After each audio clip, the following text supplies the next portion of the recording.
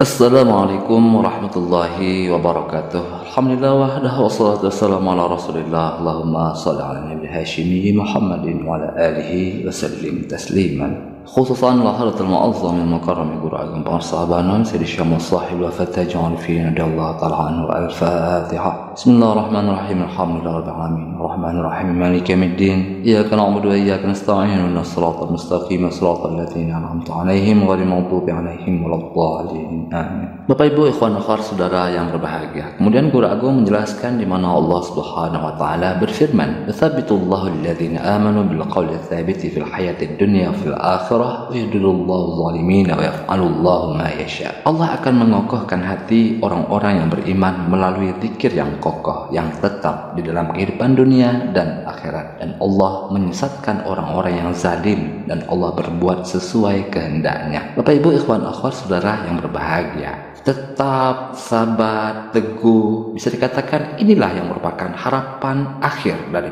perjalanan zikir. Puncak yang diharapkan dari latihan-latihan zikir kita, baik zikir jahar maupun zikir hobi. Mungkin kita pernah mendengar istilah baqa billah ya Bapak Ibu, yang ditulis oleh pengusaha Anom dalam diagram Latifah 7, nafsu kamilah atau insan kamil ya, ada irsyad ikmal baqa billah, laduni dan tajalli. Baqa billah, nah ini tetap itu Bapak Ibu, sabar, teguh, ya baqa billah itu. Atau kita juga mungkin sudah pernah mendengar tujuan puncak dari pembelajaran zikir, dawam hudurul qalbi ma'allah, dawamnya kesadaran kekinian hati bersama Allah. Nah ini pun maksudnya tetap itu. Bila tetap itu berarti baqa billah. Bila tetap itu berarti dawam hudurul qalbi ma'allah, menetap di kekiniannya, di titik hudur, di titik kekinian. Sabar, tetap, teguh di kekinian. Kenapa di titik hudur, di titik kekinian? Nah ini alanya kan zikir hobi di titik latifah qalbi ya Bapak Ibu. Karena Allah itu adanya di kekinian itu, yaitu Allah yang laisa kamitslihi syai' wa lam yakun lahu kufuwan ahad. Allah yang maha tak terpikirkan, maha tak terimajinasikan, tidak ada yang serupa dengan Dia. Namun Allah lebih dekat ketimbang urat leher kita sendiri. Aqrabu ilaina min hablil warid. Jadi tetapnya itu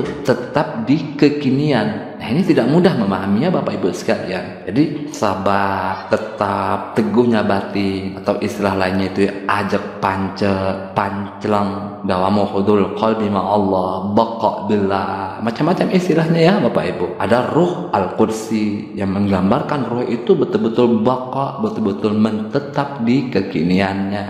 Nah istilah-istilah puncak ini tidak mudah dipahami apabila kita tidak praktek, tidak latihan. Kita akan mudah memahami istilah-istilah puncak tadi bersama latihan. Dengan apa? Yaitu bil qaulin tsabit, dengan perkataan yang tetap, zikir yang tetap, yaitu zikir jahar dan zikir hobi. Jadi zikir jahar dan zikir hobi itu adalah alat, metode atau tarekat agar batin itu tetap, agar batin selalu hudur di kekiniannya. Dan zikir jahar dan zikir hobi ini secara praktis ada tahapannya ya Bapak Ibu. Sebagaimana dalam kitab Miftahus Sudur ini ada zikir jahar, zikir hobi takallum, zikir hobi toba, zikir sir. Nah semua ini adalah alat atau tarekat untuk menetapkan batin, mensabatkan batin kita. Apalagi kalau praktek meditasi duduk diam tawajuh yang lama hingga 1 jam, wah itu sangat berasa sekali ya Bapak Ibu. Keadaan batin kita tetap atau tidak tetap, hudur atau goplah batin kita itu. Kalau ingatan atau kesadaran batin itu teguh di titik kekinian di zikir hobi, tidak goplah, tidak ngablu, ngacaprak ngalir ngidul, nah ini sabat, inilah tetap itu,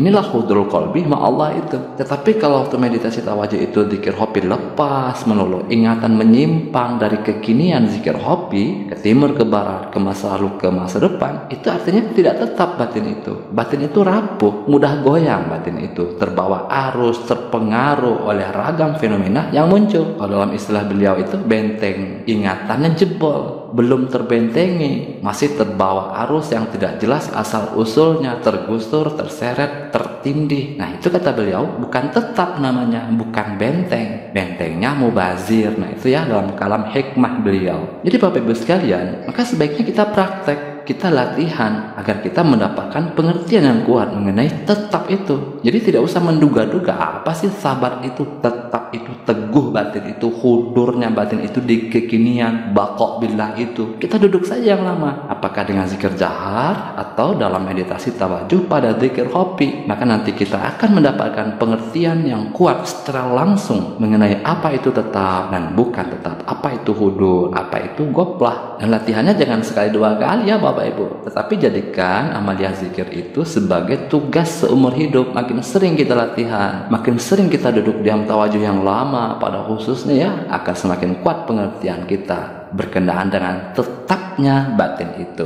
Namun demikian Bapak Ibu sekalian, zikir yang kita amalkan itu bukan sekedar asal zikir. Kalau asal zikir, ya mungkin tidak mudah juga bagi kita untuk memahami apa yang dimaksud tetap itu, apa yang dimaksud hudur itu. Ini luar biasa sekali Bapak Ibu sekalian. Jadi kalau kita merasa sudah sering berzikir, tetapi kita masih belum memahami apa yang dimaksud dengan tetapnya batin, apa yang dimaksud dengan hudur, bisa jadi selama ini kita asal zikir, asal mengucapkan, asal mengamalkan. Ya kalau anak-anak inabah, mereka yang stres berat, depresi berat, ya wajar ya kalau mereka asal zikir. Tetapi bagi kita yang sudah lama belajar zikir, sudah saatnya kita tingkatkan, kita isi zikir itu dengan perhatian, dengan kewaspadaan. Seperti itulah saran dari beliau Pangarsa Abah Anom. Seperti di dalam kuliah beliau menjelaskan, akhirnya harus memperhatikan, jangan asal zikir, ngantuk dibiarkan, pikiran kesana kemari dibiarkan. Nah kata beliau tidak akan hasil. Jadi harus ada perhatian, kudu memperhatikan, harus ada perhatian, harus ada kewaspadaan. Jadi kalau ngantuk dibiarkan, pikiran kesana kemari dibiarkan, kita tidak memusatkan kembali ingatan batin kita pada titik kekinian zikir hobi. Nah ini asal zikir, asal melapaskan, asal mengamalkan zikir. Kata beliau tidak akan hasil, tidak akan ada hasilnya. Di tempat lain beliau juga menjelaskan, memang badan kita beranjak ke masjid, tetapi hati di rumah, badan ikut mengaji, hati melamun, belum hijrah itu namanya. Hanya saja perlu diperhatikan. Diperhatikan itu maksudnya kenapa kok lupa atau banyak lupa atau kurang lupa. Diperhatikan supaya betah. Namanya kita zikir ya Bapak Ibu, kadang-kadang pikiran kita kesana kemari. Nah diperhatikan kapan mengkohnya, kapan menyimpangnya ingatan pikiran bawah sadar kita itu. Di tempat lain beliau lebih menegaskan lagi, jadi zikir itu harus diisi dengan perhatian, awareness kata orang Kulon ya, bukan sekedar dilapaskan, bukan sekedar diamalkan, tetapi harus diisi dengan perhatian. Nah ini Bapak Ibu ya, untuk apa? Sehingga sampai benar-benar bertambah hasilnya, dirasakan, diisi dengan perhatian. Istilah lainnya itu ya, bila lupa terus, lalai terus, tidak dirasakan, tidak diisi dengan perhatian, batin dibiarkan melekat kesana kemari, maka zikir yang tanpa perhatian ini tidak ada hasilnya. Di tempat lain beliau juga menjelaskan, ketika kita sedang diam, sedang santai, sedang di masjid, tiba-tiba ingatan batin menyimpang begitu saja, tidak ketahuan. Kenapa tidak ketahuan? Karena kita tidak waspada, perhatian kita lemah. Kalau perhatian kita kuat, kewaspadaan kita kuat, ketika ingatan itu ingin menyimpang dari titik kekinian zikir hobi, maka kita akan mengetahui kemana pikiran bawah sadar itu menyimpangnya, mengaitnya. Jadi sangat penting sekali Bapak Ibu ya, dengan perhatian, dengan waspada, dengan awareness, kita bisa mengetahui keadaan batin kita yang sesungguhnya, tetapnya atau menyimpangnya, hudurnya atau goplahnya. Baik, itu saja dapat kita pelajari pada kesempatan kali ini. Semoga ada hikmahnya untuk batin spiritual kita, khususan lahlatul mu'azzam yang mukarram Qur'an wa sahabanom Sayyidi Syamal Sahibul Fatah Ja'arifin radhiyallahu ta'ala anhu. Al-Fatihah. Bismillahirrahmanirrahim. Alhamdulillahirabbil alamin. Arrahmanirrahim. Maliki yaumiddin. Iyyaka na'budu wa iyyaka nasta'in. Ihdinas siratal mustaqim. Shiratal ladzina an'amta 'alaihim ghairil maghdubi 'alaihim waladdallin. Amin. Allahumma shalli 'ala nabiyil hashimi Muhammadin wa 'ala alihi wa sallim tasliman. Allahumma shalli wa sallim wa barik 'alaihi. Wassalamualaikum warahmatullahi wabarakatuh.